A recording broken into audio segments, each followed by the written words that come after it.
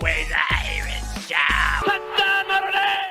Yeah, that's right. Welcome in. Welcome back, folks, to a Notre Dame's victory over Georgia triggers an epic SEC and Georgia media meltdown, and Notre Dame looks forward to the matchup with Penn State edition of the Always Irish show. As always, you can find the program on YouTube. Do it. Subscribe if you haven't yet. Appreciate it very much. Give the video a thumbs up. That helps Yanni Boy out as well. Notifications anyway. You don't miss nothing. Twitter. Search bar Always Irish. Rat. Always Irish Inc. If you want to see me battle these SEC types, go there. Emails alwaysirishnd@gmail.com. Audio only. Anywhere you want it, you can get it. If you don't want to see my face, nobody blames you for that. How do you think I feel every day, people? If I got to deal with it, you should too. Call-in lines, 312-988-15, dialed up. Tell Uncle Yanni Boy all you've heard and seen. Notre Dame Fighting Irish, brought to you by Sports Illustrated. Read all about it. We got articles all the time. All the time. Something for everybody. Go read it. Patreon.com/alwaysirish. He the former captain. He the leading tackler. It's Mike Goolsby and myself with Coach Jared Clark breaking down the offense. Oh, we have a good time over there. All right. Whew. What a wild last few days it's been in Notre Dame land and the world of college football, generally speaking. The reaction of our victory from our media, our beat guys, the people doing what I'm doing, the content people, our reaction, and the Notre Dame fan contingent reaction has been about exactly as you would expect. Just, finally breaking through, getting that big win. It's different than Brian Kelly. Like all of the stuff you would, a renewed faith in Marcus Freeman, like all this stuff. It's about what you would expect from our side. It's what's coming from outside of that that's really entertaining and fun right now. From the national media being forced to give Notre Dame credit and respect, which kills them inside, to the SEC homers and the Georgia people crying and making every excuse in the book for this game result. Man, it's been an interesting thing to view. You guys, I've heard it all. I've absolutely heard it all. The refs were in it for Notre Dame. Listen.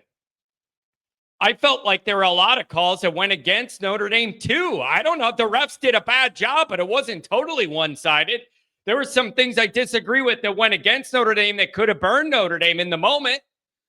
But I've heard it all. The refs were in it from... What are you going to say? The refs were from Notre Dame's conference, so they were favoring them? Is that what you're going to say? Try again. So the refs were all in it for Notre Dame. It's been hilarious. They're all mad about the future insurance salesman bench warmer that hit the ref. They're all mad about that call. It just means more. It just means more. If it meant that much more, you would run the ball for more than 60-something yards. And maybe if it really meant more, you wouldn't turn the ball over a couple times and allow a kickoff for a touchdown.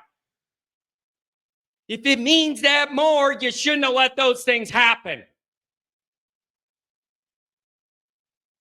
The other one I'm seeing, this cracks me. I love this one. This is one of my favorites.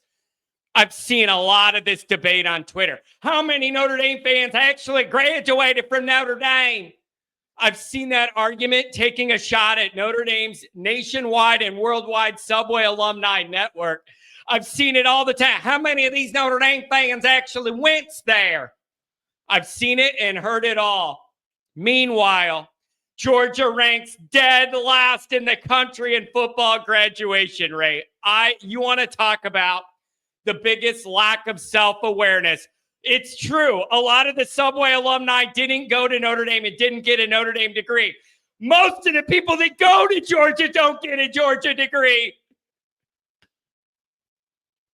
Complete lack of self-awareness on that issue, that all you got to do is a simple Google search to flip this narrative on them. It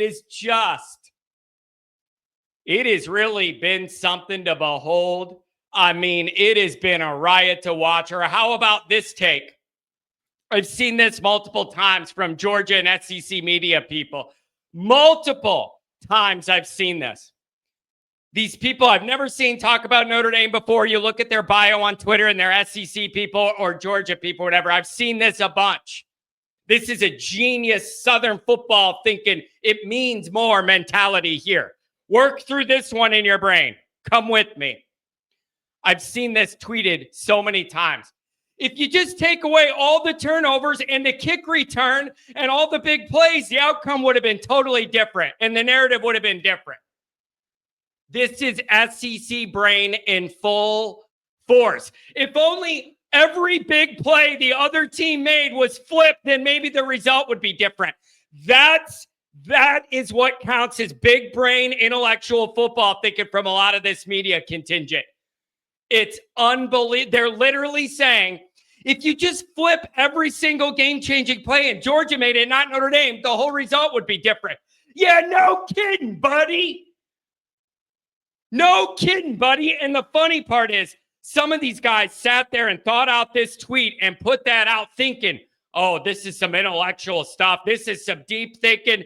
You got to be from Southern football culture to understand how deep this one is. If every single game-changing play was made by the other team, the result might have been different. Whoa. Oh, my God. Boo. My mind is exploded from all your fancy SEC informations. Wow. Glad you got a job covering the SEC. I see how, man, with deep thoughts like this. They literally think that is an intellectual football take to suggest that if every single game-changing play wasn't made by one team and made by the other, the score would have been different. This is what is counting as intellectual SEC thought right now. It's unbelievable. The amount of cope and crying and complaining from SEC corners is wonderful to see. CC, baby, cry and cope.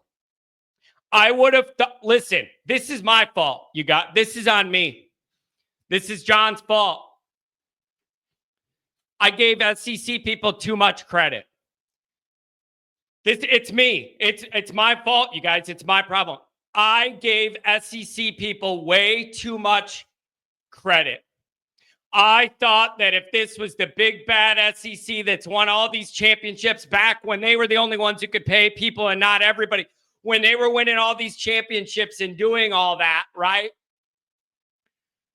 And it just means more, and everything's about football and all this football culture, and football is religion down south, all this stuff, all the experience they've had with winning championships, you can't take that away from them. All of that stuff. I thought this group would be mature enough to just deal with it and admit Notre Dame made the bigger plays and the bigger moments, and Notre Dame staff outcoached Kirby. And that's just the way it is. And the SEC's got to get better or whatever. I would have thought that from that Southern football culture, and it's such a big deal, whatever, we would have some more mature takes, and you're not getting it. People just cannot handle Notre Dame being good. It just triggers a national meltdown. People cannot handle the concept of Notre Dame being good at football. They just can't do it. They just melt down. I was wrong about the SEC, man. I gave them way too much credit.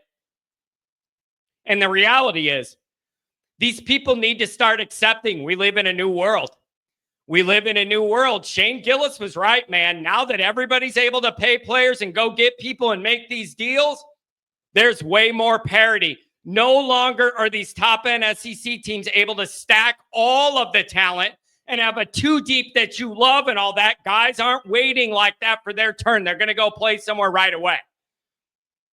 SEC people need to wake up. That reign, that point in time where you had all these advantages is over. It's over. The NIL now, with everybody able to make deals, not just the South, and with the transfer portal being what it is, with guys not willing to wait their turn in line to play, things are changing, and you better get with it and accept that. You better accept that. But I'm a little disappointed.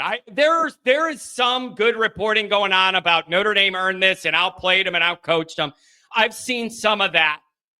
But I am genuinely shocked by the amount of people with a blue check by their name that do SEC media that have some of these awful, awful takes. The other one, here's another one. People are still losing their mind about Notre Dame being independent and all this stuff, and that isn't fair, and why are they allowed to do that and be a part of the playoff? One guy on Twitter said that there should be a class action lawsuit suing Notre Dame for all the playoff money they don't have to share that they're winning. It's getting wild out here, man. Notre Dame's good, and it breaks people's brains. They don't know how to act. They just sit there mad. They can't handle it. Here's the thing about Notre Dame and independence, and I offer this to fans of and media of every team. I offer this to fans and media of every team. If you think independence is such an advantage and it's so awesome and Notre Dame has this unfair edge by doing it or whatever, why doesn't your team do it? I don't understand. If it's that big of an advantage and that big of a difference maker for Notre Dame that makes their lives unfairly more easy than everybody else, why don't you petition your favorite team to be independent? Get your own TV deal. Do it all, man. You make no money if you miss the playoff. You keep it all if you make it. Do whatever. I don't understand. There is no one making any of these teams be beholden to a conference. If you think it's that much of an easier path, why doesn't your team do it? Anybody can be independent, and there's freedom in independence. If you love it if you love it that much, you think it's a disadvantage for everybody else, and Notre Dame has an advantage. Why doesn't your team do it? You don't want to answer it, do you? Do you? If we have fans in here of any other team, answer it in your mind. Why doesn't your favorite team go independent if it's that big of an unfair advantage and it's all upside and no downside? Why doesn't your team do? Oh, what's that? What's that? Oh, they can't afford to because they don't have enough donations or a fan base and the endowment won't support it. And then you got to figure out a TV deal and we just can't make the numbers work or what? Not my problem. Not my problem. Anybody could be independent. If your poverty school doesn't have the fan base and support to be able to make it work financially, that is a you problem, not an us problem. That is a you problem, not an us problem. So I don't understand. Anybody could go independent. But if you can't afford to, you just look like a crybaby when you're crying about somebody you can. You know what that's like? That's like your neighbor a couple houses down. His house is bigger than yours. He's got a fancier car and a better looking wife. And every day he drives by, you just get mad at him for no reason because he has something you want. It wasn't given to him. He went and earned it. Notre Dame just didn't wake up with the silver spoon out of its backside. It had very humble beginnings and had to win its way to all this credibility to the point where you don't need a conference. You don't need a conference. You got enough financial and whatever support you need off that brand that is big enough to live alone. It is not our fault. Your school does not have that credibility and clout and money and brand. It is not our fault. So that's my response to anybody mad about the independence thing. What's stopping you from doing it? The answer is you don't have the brand and you don't have the money. And that is not my problem that you don't have that. You should have been better at football the last 100 years and you would have had it. Not our problem. All of this stuff is just, I gave the SEC too much credit.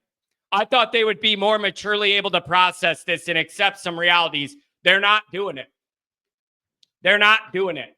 So, I don't know where that leaves you. But I'm astounded by the amount of brain dead takes coming out of SEC media after this. It's unbelievable. Their brains melt down with the idea that Notre Dame won this. They just can't process it. They can't handle it. Quickly, we're going to turn the page to Penn State after this on a quick, short week, whatever. Franklin's big game record is worse than Brian Kelly's. But now he has won 2 playoff games, albeit against the 2 weakest teams in the field. He has won 2 playoff games. So something's got to give there with his big game, Brian Kelly looking record and him playing Notre Dame. Yeah, they've looked good, but they've had by far the easiest path as well. That tight end is a problem. What is it? Tyler Warren, he is a problem. He is a 6'6" machine animal monster out there. Uncle Al, dial something up. You can't give this guy a free release over the middle of the field all day. You're going to get burned. Uncle Al, dial it up, baby. Dial something up to get this kid. Abdul Carter, their best defensive player. Questionable for the game. Is he going to play or not? Notre Dame's banged up. That's their best guy on defense, I believe. So is he going to play or not? And if he does, what percentage of health is he going to have? I don't know. And so nobody in Notre Dame's camp is saying, hey, we beat Georgia. We finally won a major bowl game. Let's lay down and let the magical Joe Paz beat us. Nobody's thinking that. Now's the time for pedal to the metal, get greedy, win one more game, and then see what happens in the championship in a one game for winner takes all situation. So that's what's going on, you guys. That's what's on the line. We're going to turn the page quick here and get into the Penn State stuff. You know, I tweeted a picture of that, the Snow Bowl, Notre Dame, Penn State, and our defensive guy flying in the air, hitting their guy on the goal line stand. Nothing better represents this moment. It's been in my mind, that poster and that picture in the snow at Notre Dame Stadium. And those two kind of old school feeling heavyweight helmets cracking each other, meeting in the middle. It's going to be a beautiful thing. So we'll turn the page and dive way more into Penn State and all that stuff. But I gave the SEC too much credit, and that's my fault. They don't know how to handle this. Don't forget to check out the merchandise. The link is in the description. You can browse and carouse all the different Always Irish gear. Make sure you head over there and get something for the next tailgate. Thanks for being here.